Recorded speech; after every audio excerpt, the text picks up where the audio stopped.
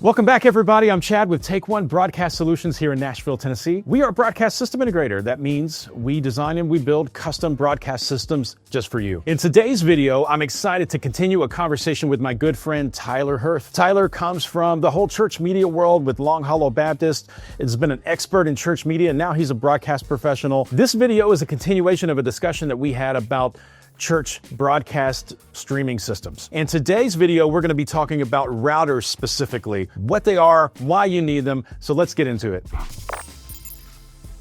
Let's talk about infrastructure some more. And the big thing that always comes up with churches, especially trying to move into like a new, category or new echelon of production that they haven't been into before. The first question that always comes up is routing. Because routing can be pretty expensive. It can be kind of one of the more, not only a larger budget hog, but it can also be technically challenging to those that haven't, used a router before. Right. But explain kind of what a router is, like on the most basic level, and then let's get into a little bit about like where that goes. The deeper you go, the more you spend. But you can, and I will say this, you can buy simple, basic routers that are very affordable, that just do the routing. And I think for most people watching, that's probably going to be the right case. But again, there's scalability, there's future proofing yourself, and there's all kinds of things you can do. So what are your thoughts on routing in church production? Yeah, I have always been a huge fan of routing. Just coming from when I started at Long Hollow, I inherited a system that was extremely well thought out. I was very blessed that the people that came before me had good broadcast knowledge and had a thought for, when we installed this in 2004, let's make this system last as long as it can.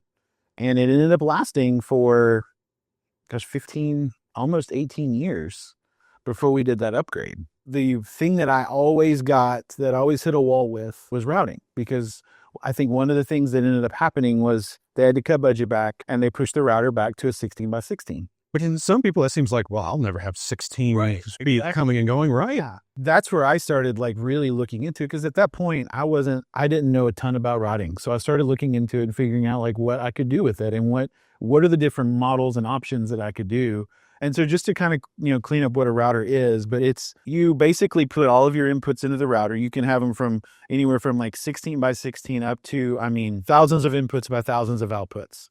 And when you have it hit the router, you can then take one input signal and route it to however many destinations you want. So if you've got your program input from your switcher and it needs to go to, 200 TVs around your building, you now have the ability to route that.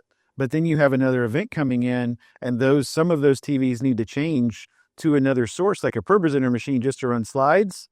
You change them. A push of a button, essentially, you've rerouted your stuff. So basically, a router gives you the most flexibility to be able to have all of your inputs, be able to hit all of your outputs, and be able to route them at a moment's notice to what they need to be. It gives you the most flexibility in your system. And honestly, to me, it's the heart of your system. Well, and that's also the thing where you're going to have to think differently. This is the inevitable thing that's happened. And even outside of church production, this goes into the corporate and broadcast world as well. It's when you're talking things over about your system, you think you'll have a router size and you give yourself a little room. It's always going to be bigger than what you think. Exactly. And it's like in that movie, Field of Dreams, if you build it, they will come, right? And so the thing about it is that when you have a router, you have to probably double or maybe even triple what you think is going to be, because maybe right now everything's running just fine. You've got your TV monitors in the lobby, you've got your video screens, you've got your live stream, and you can do those all on your switcher. But having that router there all of a sudden changes a lot of different things. And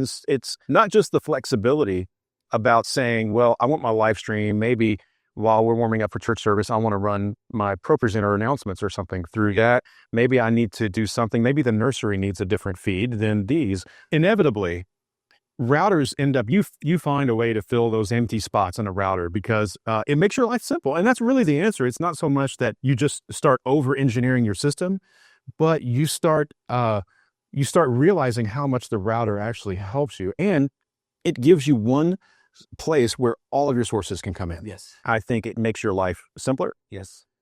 But tell me a little bit now, let's go just a slightly deeper without making people's heads explode, including mine. But routing can get really crazy. It can.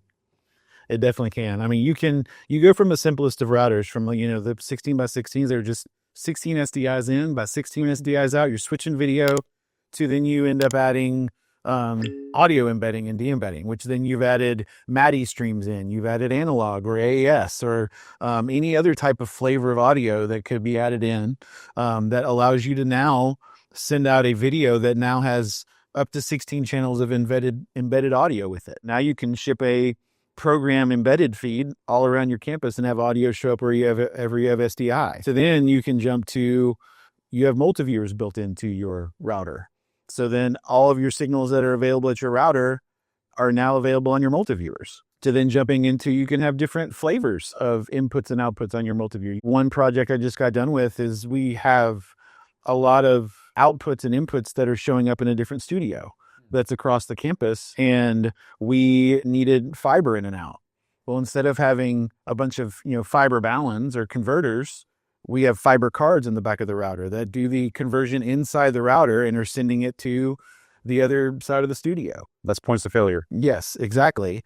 To then jumping into what's happening today of, a lot of things moving to IP in 2110, where it's like your router is basically a network router, managing signals. But there's a lot of different things that your router can do and be the hub of in your system. That was one of the things that, because the router to me is really the heart of the system, I wanted to be able to marry all the things like audio, video, multiviewers into one system that was somewhat easy to use. There's a little bit of a learning curve in there, but that everything's in one place. And I want to add to the audio, we call it audio shuffling sometimes. That's another one of those advanced features that I think may be interesting to a lot of people, because especially if you could apply this to your live stream, you could especially do it if you do multi-campus churches or someone else is taking that.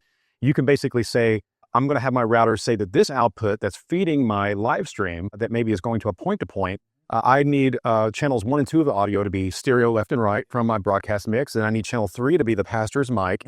And channel 4 might be a dry intercom so that I can hear what's going on in the control room. Whatever you want, doesn't matter. The advanced routers, and this is getting deep a little bit. Yeah, this is as far as we go, I promise. We're not going to go way deeper. Trust me. This is as much as you want. But you can basically build out what you want that signal to look like. And that's what we did. When we streamed to our campuses, I wanted to make sure that they had a program left and right. And then we would embed the pastor's mic dry down it so that they could EQ it the way that they needed it to sound in their room for the room. These are great things. We sent some audience mics down it from the main campus. It's all about relational. And if you're sitting there watching a video and you hear people laugh, you're connected. You're connecting. Yes. And so when you're sitting in a room watching a guy on the screen, you hear people laugh, you're going to inevitably laugh or clap or, it's all about, trying to help. Spread the gospel. We talked about making it immersive. Yes. You want to feel like you're there. When I'm watching a live stream or a church service, I want to feel that ultimately after a few minutes, I want it to feel like I'm not watching a stream anymore. Right. I want it to feel like I'm there. And you can do that. And I've seen the other end of it when you're like, it's the lighting, the sound, the camera angles, everything is so bad. You're just like, I feel totally disconnected. I feel like I'm watching a security camera footage. Yeah. And so those are really important things I think that we're hitting on. And again, it kind of goes back to what are your goals? Thank you so much for joining us on this great conversation with my good friend, Tyler Hirth. If you have any questions about designing and building out your church media system, please give us a call at 1-877-81-TAKE-ONE. You can also email us at mail@takeone.tv. If you like this content, you want to see more, give us a thumbs up, like, subscribe, all that good stuff. It certainly helps. And as always, let us know what you think in the comments below. Thank you so much for watching. We'll see you on the next one.